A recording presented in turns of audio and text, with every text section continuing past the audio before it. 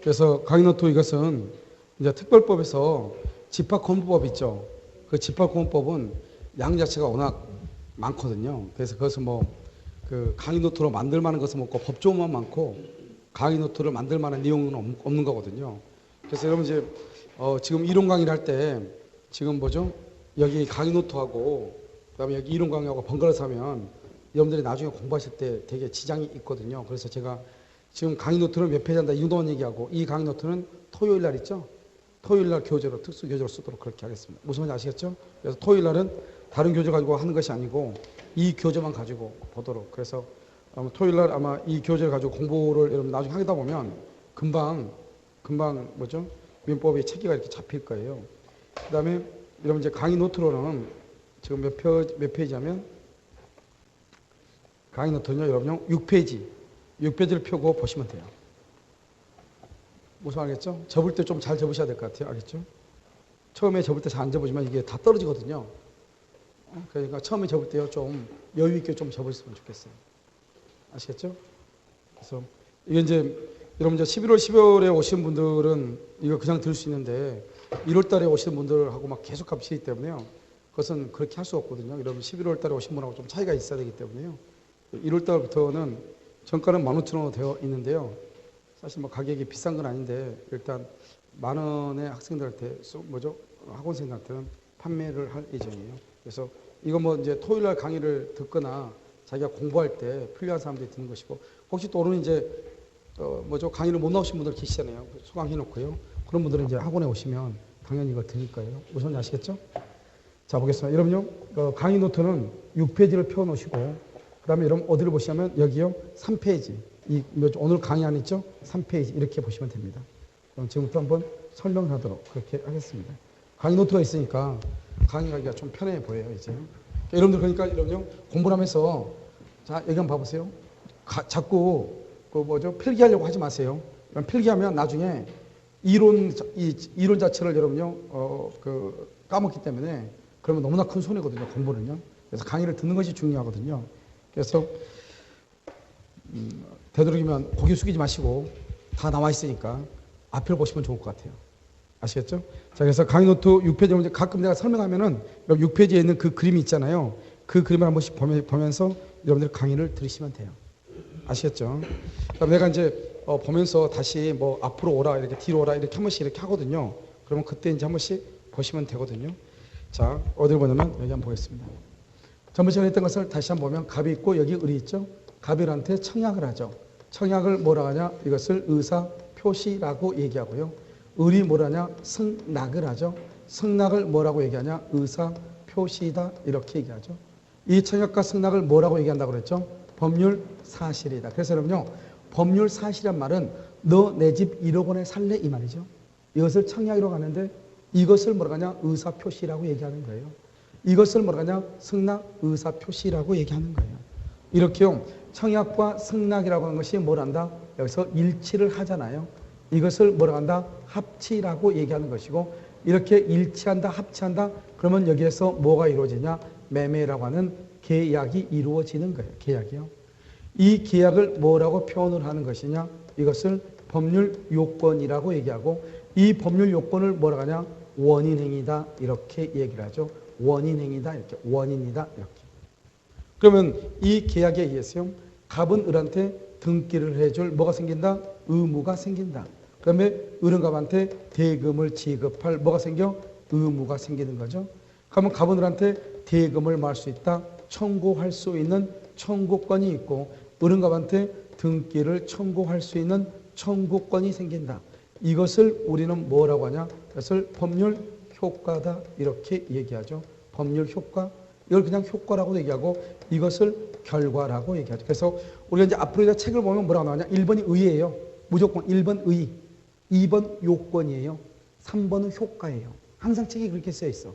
1번 의, 2번 요건, 3번 효과 이렇게 쓰여 있단 말이죠. 그래서 의, 요건, 효과 이렇게 쓰여 있어요. 그러면 지금부터 봐요. 그럼 법률 요건이 뭐예요? 법률 요건?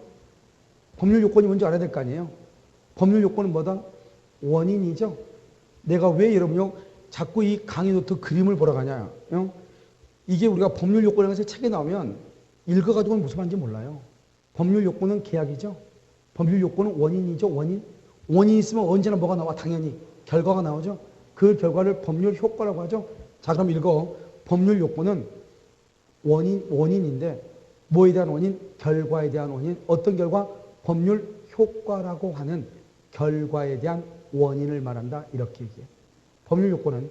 그런데 이 법률 효과하고 결과하고 똑같은 말이죠. 그러니까 하나를 지워. 하나를 이렇게 지우고 보면 법률 요건은 법률 효과에 대한 뭐다? 원인이다. 이렇게. 읽는 방법을 지금 보는 거예요. 자, 두 번째. 법률 효과는 뭐냐? 결과죠. 뭐에 대한 결과? 법률 요건이라고 하는 원인에 대한 결과죠. 다시 읽어. 법률 효과는 법률 요건하고 원인은 똑같죠? 그러니까 하나를 지워. 원인을 지우고. 그러면 법률 효과는 법률 요건에 대한 뭐다? 결과다. 이렇게. 알겠죠? 그래서 요건과 효과가 딱 떨어지는 것이에요. 그런데 여기에서 청약이라는 것은 뭐죠? 의사표시죠. 승낙이라고 하는 것은 뭐예요? 의사표시죠. 이것을 다른 말로 뭐라고 얘기해요? 법률 사실이죠. 그러니까 청약도 법률 사실이고 승낙도 법률 사실이다 이 말이죠. 그럼 이것은 여러분 그림이 없으니까요. 거기에 그림이 없으니까 하나 그려보세요. 갑이 있고 여기 을이 있죠. 갑을 법률 사실이라고 얘기하죠. 법률 사실. 을을 뭐라 하냐? 법률 사실이다 이렇게 얘기하죠. 그러니까 청약이다, 승낙이다 이런 말이죠. 이렇게 청약과 승낙이 모여서 뭐가 이루어져? 법률 요건을 이루죠. 법률 요건. 이 법률 요건을 뭐라고 한다? 원인행위다 이렇게 얘기하죠. 이 법률 요건에 의해서 뭐가 나온다? 여기서 법률 효과라고 하는 것이 나오죠. 법률 효과. 이것을 뭐라고 얘기한다? 결과다 이렇게. 지금 됐나요? 여기서 법률 요건이다, 효과다, 원인이다, 결과다 이렇게. 그럼 이걸 가지고 법률 사실이 뭐냐 또 설명을 해. 제가 아까는 뭐라고 얘기했냐? 법률 사실은 의사 표시라고 얘기했죠. 그러니까 이것은 또 달리 표현해. 그러니까 여러분요, 이 민법이라고 하는 것이 뭐가 약간 어렵냐면 표현하는 방법을 알아야 돼. 그러니까 한 가지만 암기해서는 안 된다는 거예요. 그러니까 뭘 한다? 먼저 민법을 공부할 때는 어떻게 해야 되냐? 먼저 이해를 해. 이해를 하고 그 다음에 뭐냐?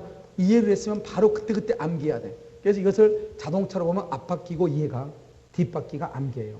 그러니까 우리가 암기를 하지 마라 민법 이런 말 하죠. 그것은 뭐라고 얘기하냐? 자꾸 이런 것을 이거 두 문자를 따가지고 암기하는 사람이 있더라고요. 그렇게 암기하지 말라는 거죠. 무슨 말인지도 모르면서 무조건 암기시키는 경우 있죠. 그렇게 암기하지 말라는 거예요. 그렇게 암기하면 누가 고생하냐? 선생이 고생한 것이 아니고 학생이 고생을 해요. 그럼 어떻게 하느냐? 먼저 이해를 해. 이게 무슨 말인지 이해를 해. 그리고 나서 바로 그것을 암기를 해. 이걸 습관화들여야 돼요. 알겠죠? 그때. 자, 그럼 봐요. 여기서 법률 사실이라는 것을 보고 여기 법률 사실, 여기 보면 법률 요건 이렇게 있잖아요. 그러면 법률 사실과 법률 요건이 있고 원인이고 효과고 결과고 이렇게 되어 있잖아요. 그러면 어떻게 하는 것이냐? 이렇게 얘기해요. 법률 요건이라고 하는 것은 뭐냐? 이것은 원인이란 말이죠. 뭐에 대한 원인이냐?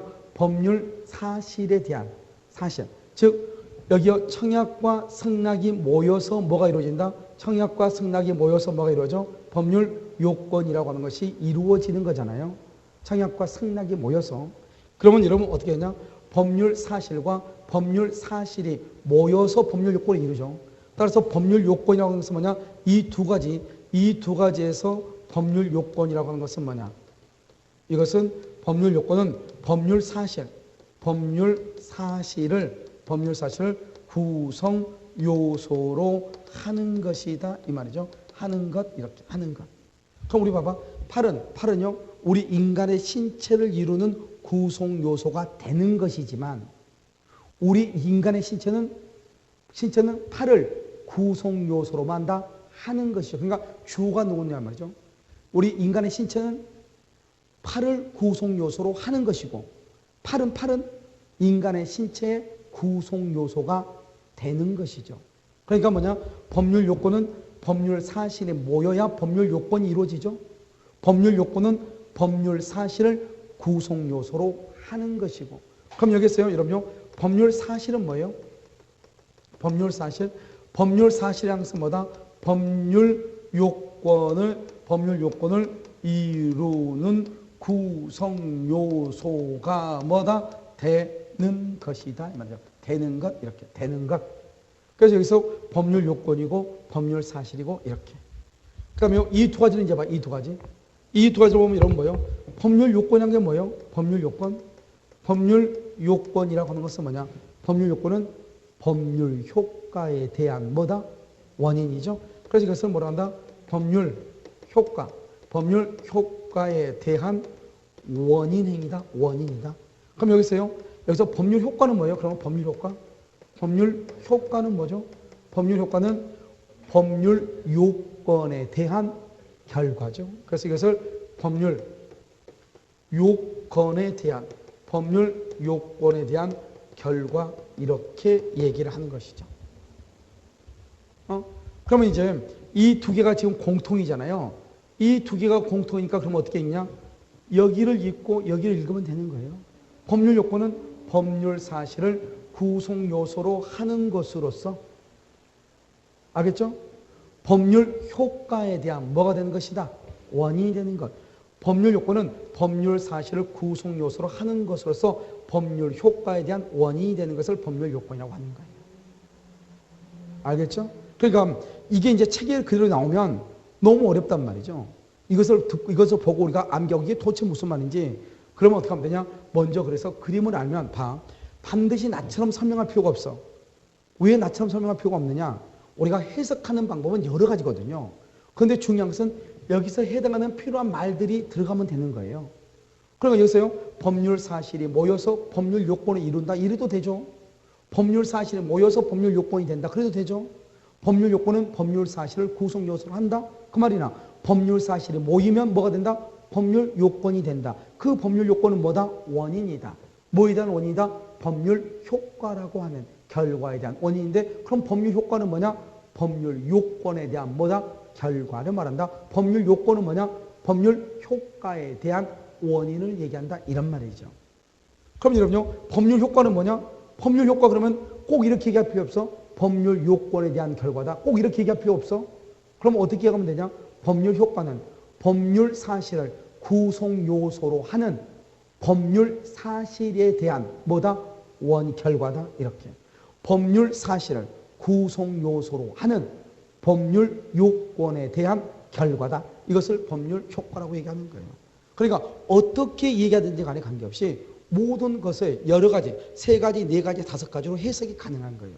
이걸 알아야지 우리가 어떤 문제가 나오더라도 이것을 뭐라냐? 응용력이라고 얘기하는 거예요. 그러니까 항상 법에는 이렇게 되는 것이 보통이지만 꼭 이렇게 문제가 나오는 게 아니라고. 문제는 다시 뒤집어져 나오기도 한단 말이죠. 그래도 무슨 말인지 알아야 되겠죠? 알죠? 그러면 어떻게 하냐? 그림을 아는 게 가장 빠른 방법이에요. 아시겠죠? 자, 그럼 봐요. 여기서요. 이것은 이제 법률 요건, 법률 효과 이렇게 얘기했죠? 자, 그러면 여기에서 이제 우리가 또 보면 이 원인행위요. 내가 지금 말하면 인간이다 이러면 사람이다 이렇게 봐. 이러면 인간하고 사람하고 같은 말이죠. 그 말이잖아요. 여기 봐봐요. 계약이란 말하고 법률 요건이란 말하고 그냥 요건이란 말하고 원인이란 말하고 원인행위란 말하고 다 같은 말이죠. 그럼 여기서 인간은 사람이잖아요. 사람에는 뭐가 있어요?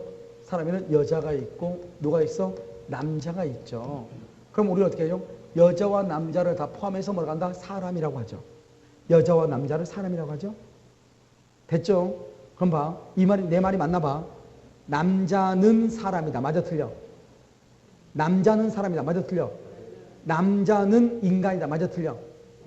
그러면 남자만 사람이다. 맞아 틀려? 틀리죠? 이거 지금 보는 방법을 얘기하는 거예요. 이 두 가지를 묶어가지고 사람이라고 하기 때문에 여자만 사람이다. 남자만 사람이다. 그러면 안 된다고. 남자도 사람이다. 여자도 사람이다. 여자는 사람이다. 남자는 사람이다. 그 말은 맞지만 남자만 여자만 그러면 안 된단 말이죠. 그 다음에 사람이란 말이 인간의 말이랑 똑같기 때문에 여자는 사람이다. 남자는 인간이다. 똑같은 말이란 말이죠. 됐죠 지금? 내가 지금 이걸 왜 지금 지금 얘기를 하냐면 여기서 보면 지금 우리가 이제 법률 요건이라고 하는 것은 법률 요건에는 뭐가 있냐? 두 가지가 있다 이 말이죠. 하나는 뭐가 있냐? 법률 행위라고 하는 것이 있고 또 하나는 뭐가 있냐? 법률의 규정이라고 하는 것이 있다 이 말이죠. 이 법률의 규정을 줄여가지고 뭐라고 하냐? 법정이라고 얘기하는 거예요. 법정. 그래서 여러분 나중에 보면 법정지상권이란 말이 나와. 그 법정지상권은 법률의 규정에 의해서 발생하는 지상권을 법정지상권이라고 얘기하는 거예요. 그 다음에 여기요, 법률행위란 말이 나오죠. 그럼 봐요. 법률행위란 말하고 법률의 규정이라고 하는 말은 같은 말이다, 비교가 되는 말이다, 비교가 되는 말이죠. 그런데 여기 두 가지는요, 두 가지는 다 어디서부터 출발한다? 법률 요건에서부터 출발을 하죠. 여기 그렇잖아요, 여자, 남자. 그러니까 법률 행위는 뭐다? 법률 요건이다. 법률의 규정은 법률 요건이다. 맞아요, 틀려요? 맞는 말이죠. 법률 행위만 법률 요건이다. OX, X 이런 말이죠. 지금 읽는 방법을 지금 얘기하고 있죠. 법률의 규정만 법률 요건이다. 틀리죠. 그런데 하나는 법률 행위고 하나는 법률의 규정이잖아요. 이것은 민법 총칙에서만 중요한 것이 아니고 물권법에 가면 또 나와. 법률의 규정에 의한 물권 변동 187조, 법률 행위에 의한 물권 변동 186조 또 나온단 말이죠. 그럼 여기서 법률 행위가 뭔지, 법률의 규정이 뭔지를 이해를 해야 된다. 이런 말이죠. 그러면 어떻게 이해를 하는 것이냐? 법률의 규정에 의한 것은 이렇게 얘기를 해. 여기서 민법 제 741조 이렇게. 여기서 민법이라고 하는 것은 뭐냐? 법률이라고 얘기해. 제 741조로 뭐라고 하냐? 규정이라고 얘기한단 말이죠. 그러니까 법률의 규정이란 말이나 원인이란 말이나 법률 요건이란 말이나 같은 말이죠. 민법 741조도 같은 말이다 이 말이죠. 그런데 민법 741조의 법조문의 제목이 뭐냐? 그것을 우리는 뭐라고 한다? 부당이득이다 이렇게 얘기해. 그래서 부당이득이란 말이나 741조라는 말이나 법률의 규정이라고 하는 말이나 원인이란 말이나 법률 요건이라고 하는 말이나 똑같은 말이다 이 말이죠. 그럼 원인이 있으면 항상 뭐가 나온다? 결과가 나오겠죠. 그럼 여기서 또 부당이득은 뭐냐? 부당이득이라는 것은 법률상 원인 없이 이 말이죠. 법률상 원인 없이 자기 자신은 이익을 얻고 상대방한테는 손해를 끼치는 거죠. 한번 볼까요? 그러면 임대차 계약이 끝났어. 임대차 계약이 끝났어. 그럼 어떻게 돼요? 임대차 계약이 끝났으면 더 이상 잠자면 돼? 안 돼? 안 되죠. 그것을 법률상 원인이 없다고 얘기해. 그런데 이 사람이 3일을 더 그 집에서 살았어. 3일. 그럼 어떻게 돼? 그 사람은 뭐가 있고? 이익이 있으나. 알겠죠? 더 산 사람은 집주인은 이익이다 손해다? 손해다. 이것을 부당이득이라고 그래. 그런데 이 말은 뭐라냐? 이 말을 뭐라고 얘기하냐? 부당이득이라고 그래. 이것을 뭐라냐? 민법 741조라고 얘기해. 민법 741조로 말하냐? 법률의 규정이라고 얘기하고 이것을 원인이라고 얘기해. 그러니까 여기 있는 말이 다 원인이죠. 원인. 그럼 원인이 있으면 뭐가 나와야 돼? 결과가 나와야 되죠. 결과. 그 결과를 우리는 뭐라냐? 원인이 있으니까 결과가 나오죠. 그 결과를 뭐라냐? 법률 효과라고 얘기를 해. 법률 효과. 그런데 이 법률 효과는 뭐냐? 법률 효과는 그 이익을 뭐란다? 이익을 반환해야 돼. 이익을 반환해야 된다. 이게 법률 효과거든요. 부당 이득을 한 사람은 그 이익을 반환해야 돼. 불법 행위를 한 사람은 손해를 배상을 해야 돼. 알겠죠? 이게 어떻게 하냐? 민법 741조라고 하는 법조문에 나와 있거든요. 민법 741조라고 하는 법조문에 나와 있어. 그래서 이 이익을 반환한다. 법률 효과다. 이것을 결과다. 이렇게요. 그게 법조문에 나와 있단 말이에요. 법조문에요. 그러니까 뭐냐면 법률의 규정에 의한 법률 요건이란 말은 이 말은 법률의 규정에 의한 법률 요건이란 말은 법률의 규정에 의한 원인이란 말이죠. 그럼 원인이 있으니까 결과가 나와야 되잖아요. 그 결과가 법률 효과잖아요. 그 결과 즉 원인에 의한 법률 효과. 원인에 의한 법률 효과가 어디에 나와 있다? 법에 규정되어 있다. 그래서 741조에 뭐라고 되어 있냐? 법조문에 법률상 원인 없이 자기 자신의 이익을 얻고 상대방한테는 손해를 끼친 자는 그 이익을 반환해야 된다. 이렇게 법조문에 나와 있거든요. 그러니까 결국 결론적으로 법률의 규정에 의한 법률 요건이라고 하는 말은 무슨 말이냐? 법률 효과가 어디에 나와 있다? 법에 규정되어 있다. 이런 말이에요. 그럼 다시 한번 봐봐요. 그럼 우리가 간단히 얘기해서 그러면 여러분요. 법률 행위란 말이 뭐예요? 법률 행위. 법률 행위라고 하는 것은 법률 효과가 그러면 법에 규정되어 있다, 규정되어 있지 않다. 법률 행위란 말하고 법률의 규정이란 말하고 비교가 되는 거잖아요. 알겠죠?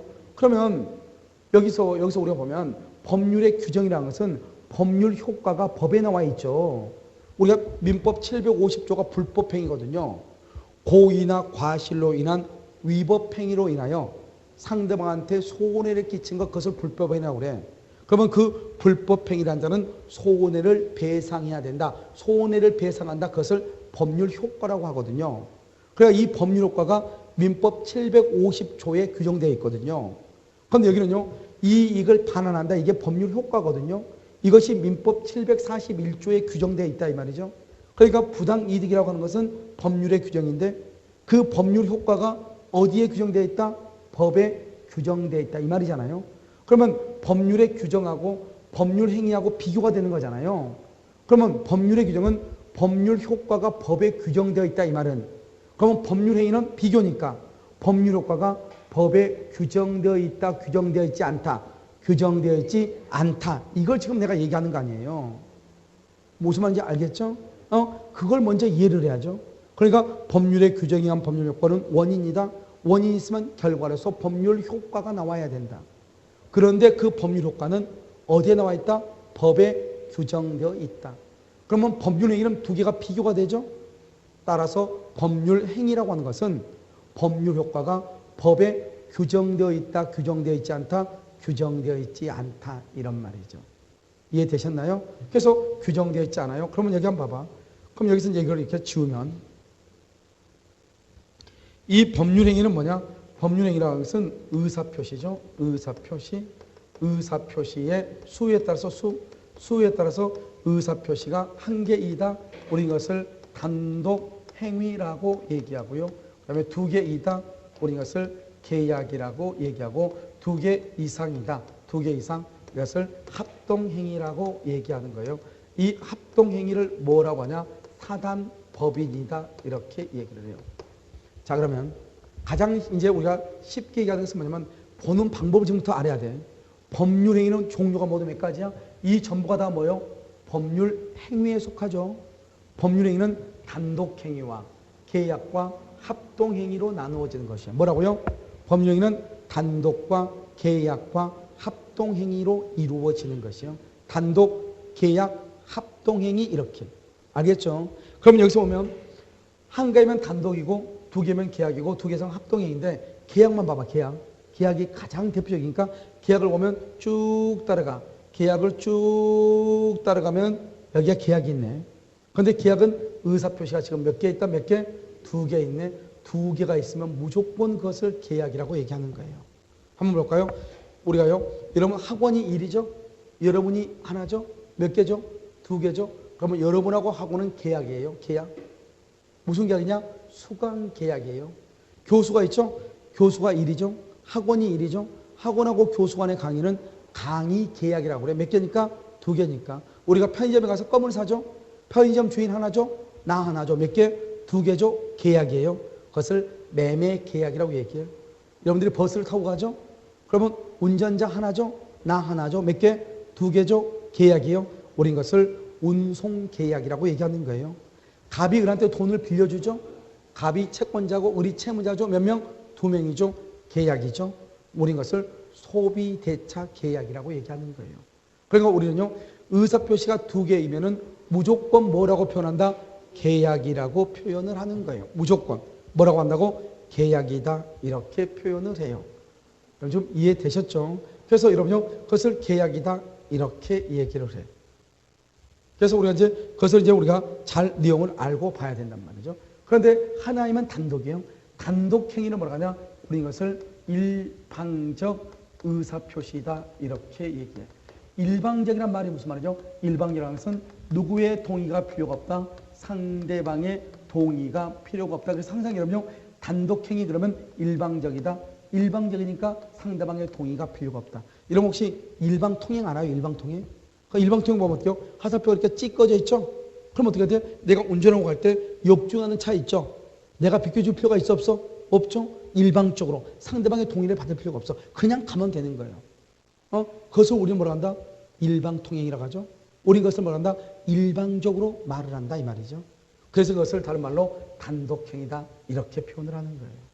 그런데 이 단독행위는 상대방이 있는 경우가 있고 상대방이 있는 경우가 있고 상대방이 없는 경우가 있는데 특히 여러분 상대방이 없는 것 중에서 뭐를 여러분 알아야 되냐면 유언하고 유증하고 그다음에 여기는 재단법인 설립행위가 있고 그다음에 여기 소유권 포기 그다음에 여기 점유권의 포기 이렇게요. 점유권의 포기 이런 것들을 우리는 포기해요. 유언, 유증, 재단법인 설립행위 그럼 여기는 사단법인 설립행위 사단법인은 합동행위로서 의사표시가 2개 이상이죠. 사단은 뭐냐 사단이라는 것은 사람의 단체 그러니까 그러면 사단이라는 것은 대한축구협회 그럼 뭐죠? 축구를 좋아하는 사람들이 수십만 명이 모여서 설립한 게 사단법인이죠. 그래서 대한축구협회는 사단법인이에요. 배구를 좋아하는 사람이 모였죠. 대한배구협회도 사단법인이에요. 야구를 좋아하는 사람이 모였죠. 대한야구협회는 무슨 법인이다? 사단법인이다. 누가 지금 모여 있는 것이다? 사람이 모여 있는 것이다. 이런 말이죠. 그런데 여러분요. 재단이라고 하는 것은 뭐냐? 재단은 재산의 단체죠. 재산. 그럼 우리가 불이익 돕기를 하려면 뭐가 있어야 돼? 돈이 있어야 되죠. 돈이 있어야 되죠. 자, 두 번째는요.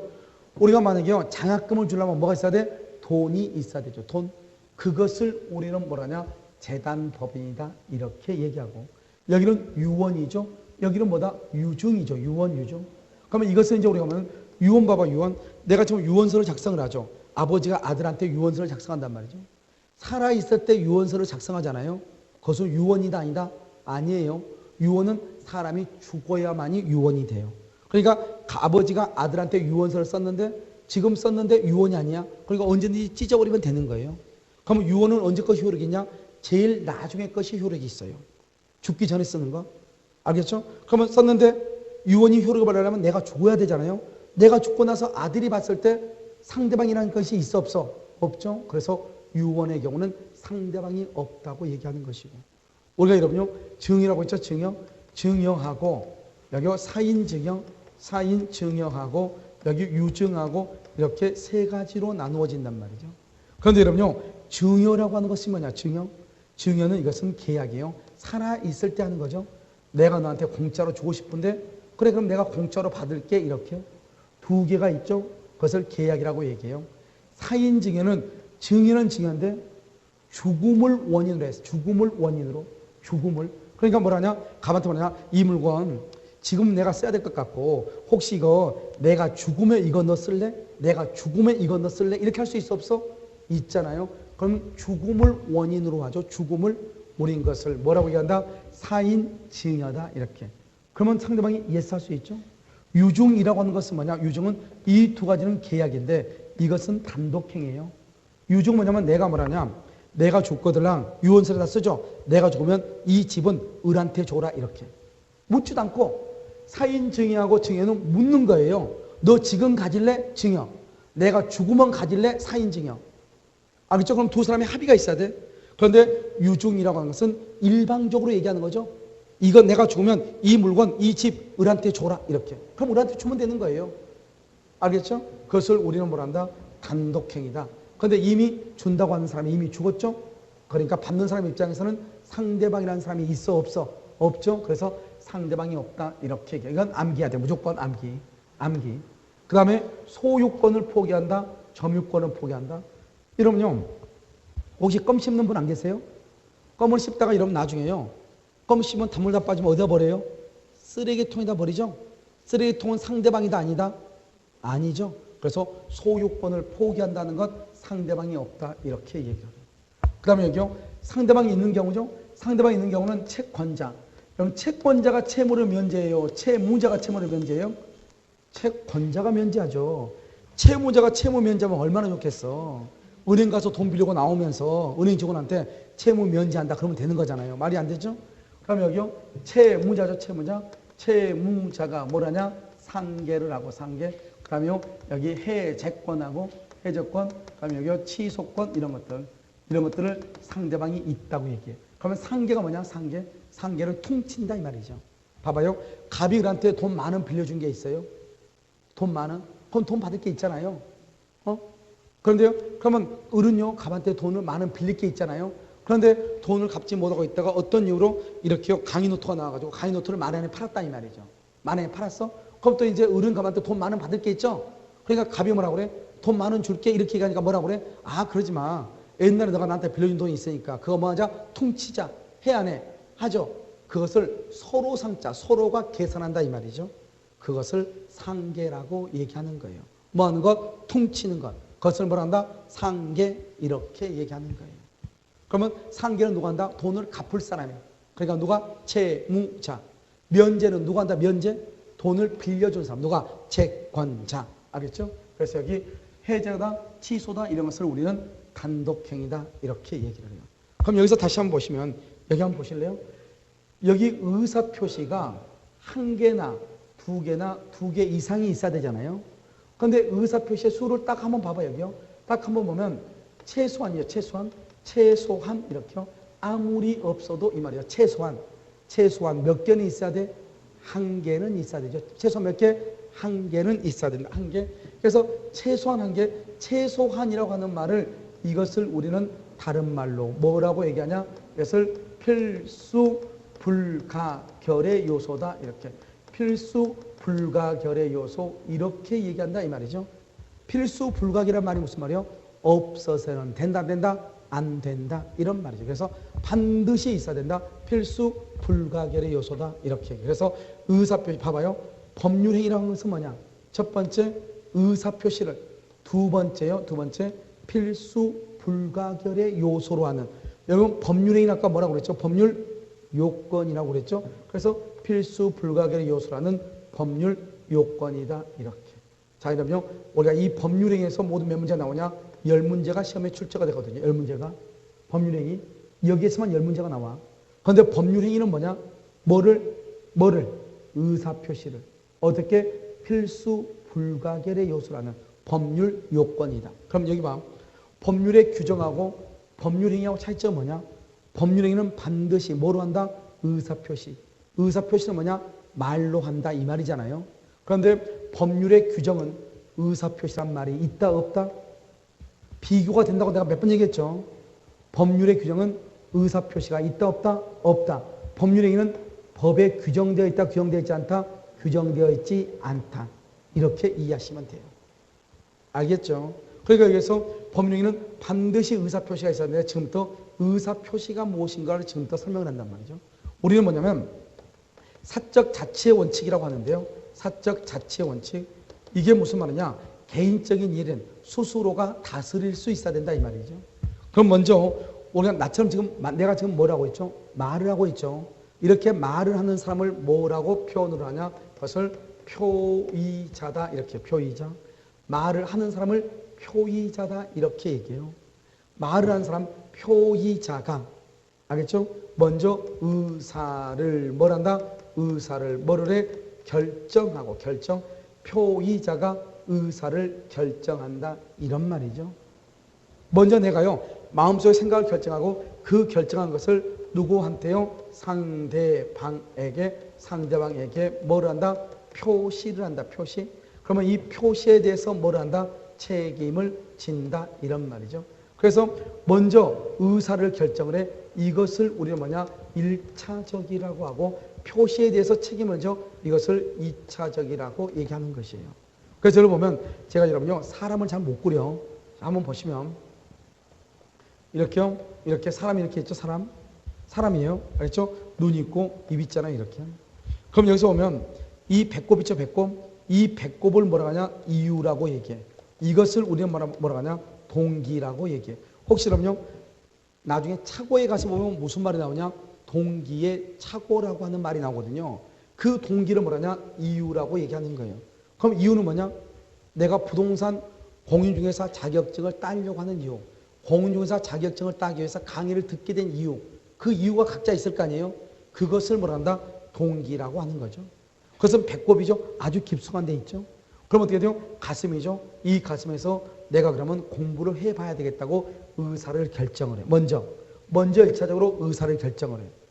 여러분 의사를 결정을 하고 나서 여기서 결정을 나서 입을 벌리기 전까지 강의 들으러 왔는데요. 이 말을 해야지 뭐가 되냐? 표시가 돼. 그런데 표시하기 전까지는 뭐라고 한다? 이것을 뭐라고 그래? 의사라고 얘기하죠. 그래서 여기까지를 뭐라고 한다? 여기서 여기까지를 의사라고 얘기해. 여러분 가끔 우리가요. 친구가 와가지고 무슨 말을 하죠. 그런데 야, 너 아까 나한테 뭐 부탁한다던데 무슨 부탁이니? 이렇게 물어보죠. 그런데 나는 친구한테 돈 빌려달라고 하고 싶어. 돈 좀 빌려줄래?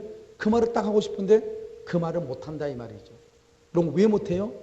저 혹시나 여러 가지 생각이 있죠. 내가 이 말을 했을 때 친구가 빌려주면 다행인데 빌려주지 않으면 얼마나 내가 창피할까, 인간관계가 깨질까 말까, 뭐 이런 여러 가지 것을 고민을 하죠. 무슨 말 알겠죠? 그렇기 때문에요, 우리는 뭐라고 하냐, 이렇게 의사를 결정하고 나서 표시를 하지 않으면 의사 표시이다 아니다? 아니죠. 결정한 의사를 상대방한테 뭐라 해야 돼? 표시해야 되죠. 이것을 뭐라 한다?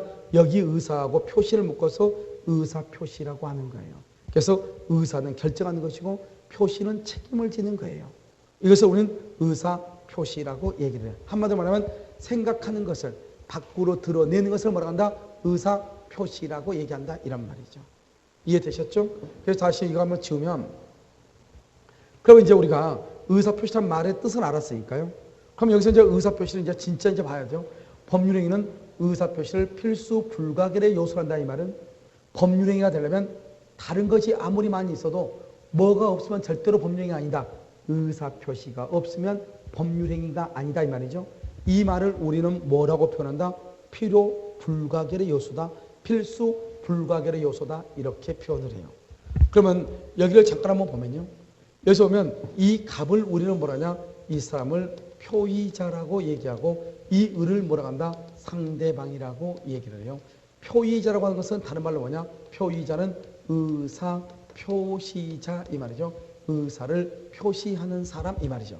이것을 의사 표시자라고 얘기를 하는 것이에요. 알겠죠? 그럼 여기에 의사 표시자, 표의자가 이렇게 있잖아요. 그러면 여러분 봐. 이 갑이 을한테 내 집을 1억 원에 살래? 이렇게 얘기하죠. 이것을 뭐라고 한다? 의사 표시라고 얘기하죠. 그래서 이런 의사 표시는 누가 표의자가, 누가 표의자가 뭐 하는 것이다? 뭐 한다?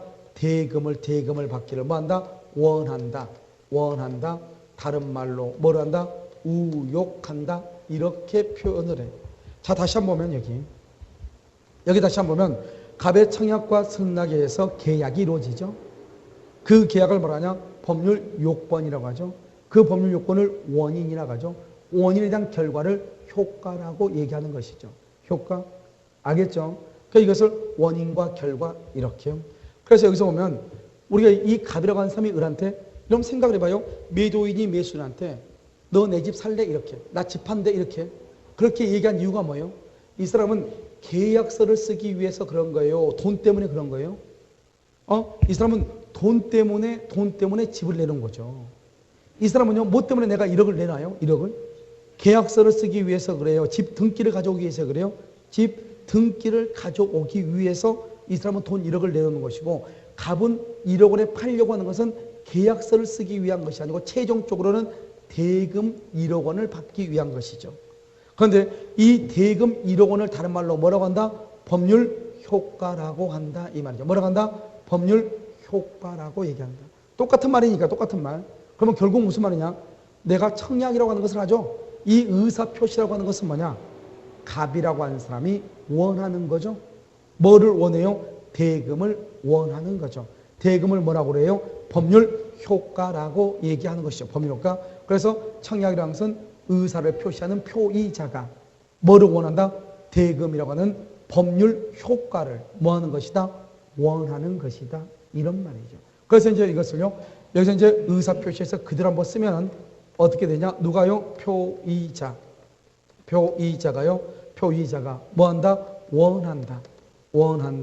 다른 말로 뭘 한다? 우욕한다. 이 말이죠. 원한다. 우욕한다. 뭐를 원하고 뭐를 우욕해요? 뭐를요? 법률 효과를 원한다.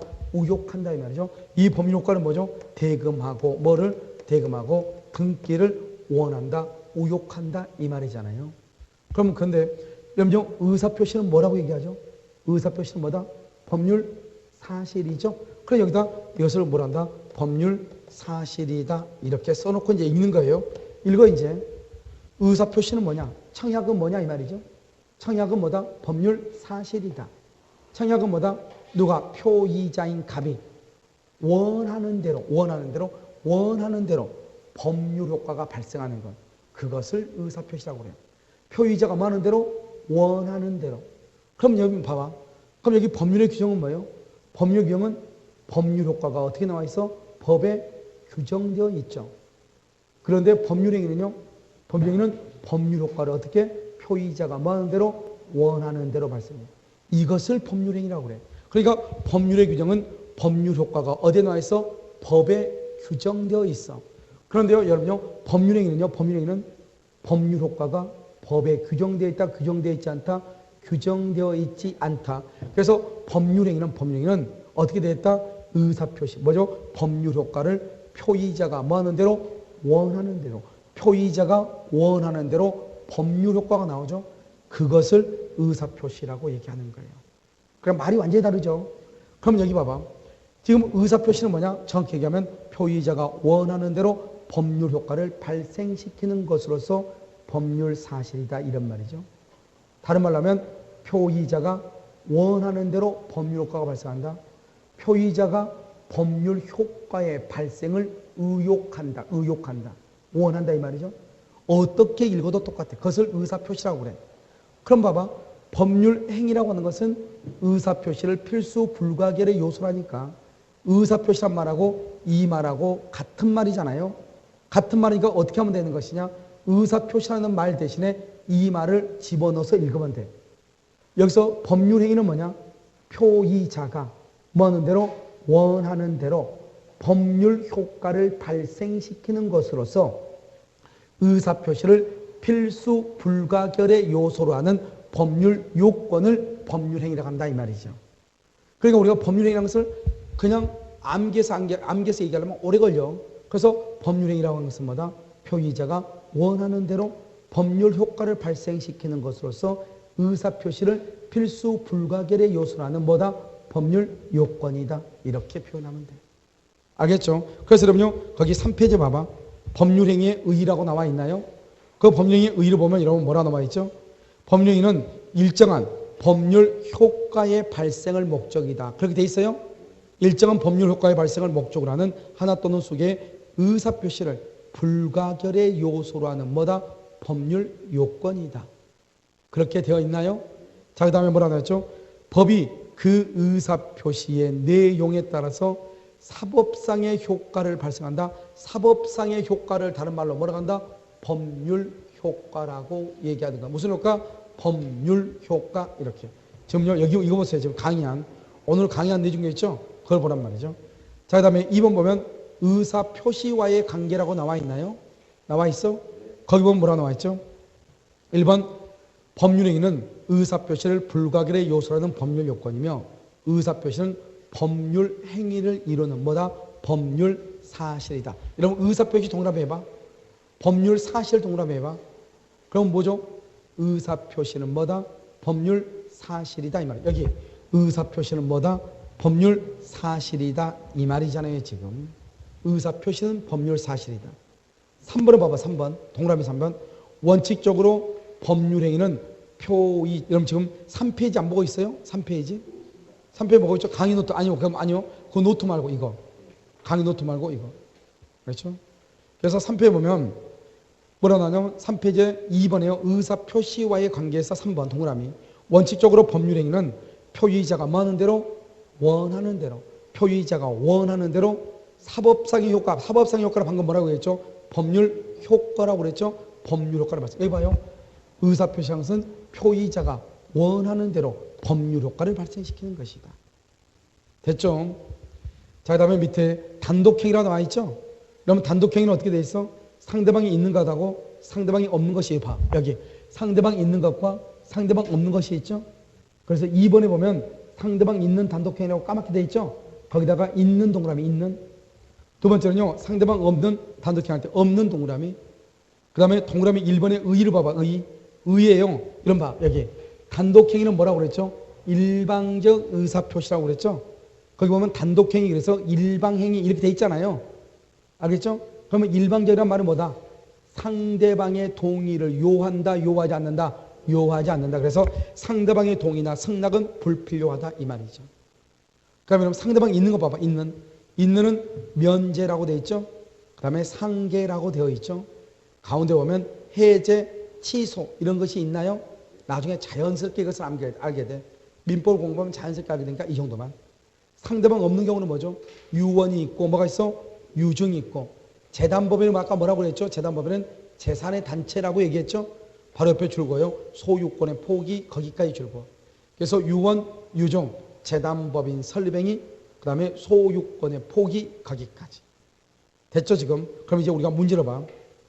여기 보세요. 제가 지금 6번부터 쭉 보면 6번을 보면 노무사 시험이 있고 감정평가사 있고 주택관리사가 있고 쭉 이렇게 돼 있잖아요. 여기 봐. 우리 시험은요. 우리 시험은 제일 마지막으로 봐요. 제일 처음에 뭘 보자? 변호사 시험을 봐. 그 다음에 사법시험 봐요. 그 다음에 변리사 시험을 봐. 변리사. 그 다음에 또 뭐냐면 감정평가사 시험 보고 노무사 시험 보고 세무사 시험 보고 그 다음에 법무사 시험 있고 법무사. 그 다음에 뭐가 있냐면 주택관리사 시험이 있고 7월달에. 그 다음에 9월달에 뭐가 있냐? 법원 행정고시가 있어요. 마지막으로 우리가 봐요. 뭘 보냐? 공인중개사 시험을 봐. 그러니까 1년에 민법이 들어가 있는 문제가 10군데에서 나온다 이 말이죠. 알겠죠? 그러면 그 1년의 문제를 쭉 모으면 우리 공인중개사에 해당하는 문제를 보면 130에서 약 150문제가 매년 쏟아져요. 우리 공인중개사 시험에 해당하는 것이 매년. 그런데 이미 이것은 약 한 6년분에요. 국가고시가 이미 준비가 되어 있어요. 알겠죠? 지금 이런 것들이 지금 16년분이요. 그럼 준비가 되어 있으니까 여러분들은 고민할 필요가 없어요. 그러니까 16년 보니까 적어도 한 2,000문제가 넘는 문제가요. 준비가 되어 있으니까요. 그 문제를 지금 우리가 11월 달부터 시험 보기 전까지 계속 풀어볼 거예요. 알겠죠? 그러면 여러분들요. 왜 내가 지금 이걸 얘기하냐. 우리가 공인중개사 시험은 국가고시 시험 문제 범위를 벗어나서는 절대로 안 나와요. 우리가 맨 마지막 시험 보죠? 그럼 맨 마지막 시험 보니까 다른 국가고시에서 이미 나왔던 것만 시험에 나와요. 우리 시험만 따로 독자로 나오는 문제는 한 문제도 안 돼요. 지문으로 2-3개는 나올 수 있어요. 지문으로. 나머지는 99%가요. 기존에 나왔던 국가고시 시험 문제에서만 나와요. 그럼 우리가 민법이라서 어떤 학원 같은 거 보면 판례집 같은 거 보면 깜짝깜짝 놀랄 때가 있어요. 한 번도 시험에 나오지 않는 판례들이요. 자기가 이제 선생님들이 자기가 보고 나서 이건 중요하다고 해가지고 판례를 막 만들어 온 것이 있어요. 그거는 100년이 지나도 안 나와요. 알겠죠? 그래서 국가고시에 나왔던 판례 중에서도 우리 시험에 적절하게 줄일 수 있어야 돼. 우리 시험은 어떻게 하냐? 한 줄이나 또는 2줄 여기서 끝나거든요. 그러니까 2줄 안에 그를 끊을 수 있는 것, 이것만 우리 시험에 나와요. 무슨 말인지 여러분 아시겠죠? 그러니까 나중에요 국가고시 기출문제를 가지고 여러분들을 보는데 여러분들 이제 제가 강의하는 것도 이 국가고시 기출문제가 6년분이 이미 정리가 되기 때문에요. 이 범위 안에서 보는 것이고 지금 여기에 나와 있는 문제들은 다 이미 국가고시 기출됐던 지문들이에요. 알겠죠? 그래서 한번 본단 말이죠. 자, 6번. 해제, 취소, 상계 이런 것은 상대방 있는이죠. 있는. 그런데요. 상대방 뭐죠? 유언. 아까 우리 말했죠? 유언, 유증, 재단법인 설립행위, 소유권의 포기 이런 것들은 상대방이 있다 없다? 없다 이렇게. 그래서 시험에 뭐라 나왔냐 이렇게 나왔단 말이죠. 다음 중에서 상대방이 있는 단독행위가 아닌 것은 이렇게 남았어. 그래서 유언 이렇게 나온 것을 내가 이렇게 풀어서 써놓은 거란 말이죠. 자, 그 다음에 7번은요. 취소. 여기 봐봐. 취소. 취소나 해제. 취소나 해제는 상대방이 있어야 돼 없어야 돼? 있어야 되죠. 이런 우리 계약을 할 때 너하고 계약 취소할래 이렇게 말을 해야 되잖아요. 그것을 얘기하고요. 그 다음에 8번은요. 채권자. 이런 봐. 채권자는 뭐라죠? 면제를 하죠. 아까 채무자는 뭐 한다고 했죠? 채무자는 상계, 서로 상계, 서로 계산하는 거죠. 퉁친다. 이렇게 얘기했죠. 퉁친다. 그래서 채무자가 하는 것을 뭐라고 한다? 상계라고 얘기하고 채권자가 하는 것을 뭐라고 한다? 면제라고 얘기하는 것이에요. 그 다음에 9번은요. 유언이라든가 유증이라든가 재단법인 설립행위 이런 것들은 상대방이 있다 없다? 없는이다. 없는.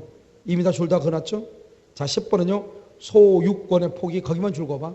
그럼 소유권을 포기하는 것을 뭐라고 한다? 상대방이 있는 것이다 없는 것이다. 이런 봐. 그럼 껌 씹다가 단물 다 빠지죠. 그럼 어디다 버려? 상대방 입에다 버려? 쓰레기통에다 버려? 물론 또 입속으로 또 토스해 주는 사람도 있긴 있을 거예요. 알겠죠? 그런데 어디다 버려? 쓰레기통에다 버리죠? 쓰레기통은 사람이다 아니다? 아니죠. 상대방이 없다고 얘기하는 거예요. 알겠죠? 그래서 소유권의 포기는 누가 없다? 상대방이 없다.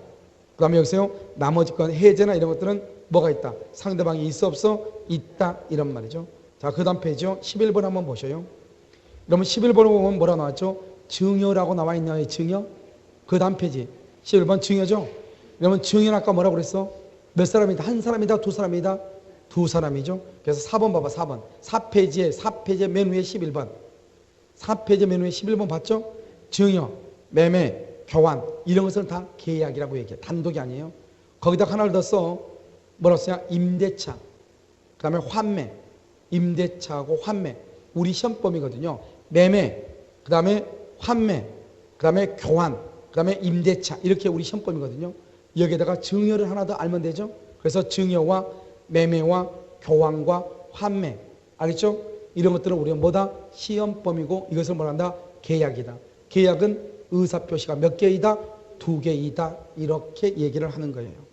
됐죠 지금? 그래서 우리가 지금요 단독행위를 보면서 우리가 뭐를 지금 봤냐? 아, 시험 문제가 어떻게 해서 출제되는가 이걸 알았죠? 그러면 공부할 때 어떻게 해야 돼요? 상대방 있는 단독행위는 뭐고 상대방 없는 단독행위는 뭔가 정확하게 이해를 해야 되고 암기하고. 두 번째, 우리가 계약이라는 것은 매매 계약만 있는 것이 아니다.